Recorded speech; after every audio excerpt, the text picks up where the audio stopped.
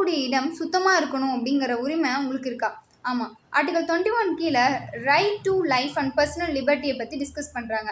Supreme court வந்து இதுக்கு கீழே right to clean and healthy environment அப்படிங்கிறத பற்றி டிஸ்கஸ் பண்ணுறாங்க. இதில் right to clean and healthy environment அப்படிங்கிறத பாதுகாக்கிறதுக்கான கடமைகள் அப்படிங்கிறது ஸ்டேட்டுக்கு ஆர்டிகல் 48A கீழே அவங்க ஃபாரஸ்ட், வைல்ட் லைஃப், என்விரான்மெண்ட்டை ப்ரொடெக்ட் பண்ணணும் அப்படின்னு சொல்லியிருக்காங்க.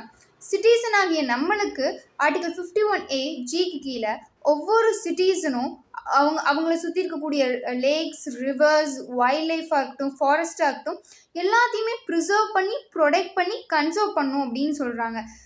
இதற்கான கடமைகளும் உரிமைகளும் நம்மளுக்கு இருக்கிற பட்சத்தில் நம்ம சுபாஷ் Kumar versus state of Bihar இந்த கேஸில் என்ன சொல்லியிருக்காங்கன்னா, ரைட் டு க்ளீன் என்விரான்மெண்ட் அப்படிங்கிறது வாட்டர் பொல்யூஷனையும் டிஸ்கஸ் பண்ணுது.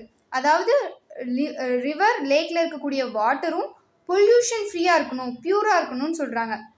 அடுத்த கேஸில் என்னென்னா MC Mehta versus union of India. இது கங்கா பொல்யூஷன் கேஸ். இந்த கேஸ்னால் வந்து கங்கா ரிவரை சுற்றி கங்கா ரிவர் பக்கத்தில் இண்டஸ்ட்ரீஸ்லாம் இருக்கும். அந்த இண்டஸ்ட்ரீஸில் இருந்து வெளியேறக்கூடிய வேஸ்ட் வந்து கங்கா ரிவரில் படுறதுனால அங்கே வந்து கங்கா ரிவர் வந்து பொல்யூஷன் ஆகிடுது.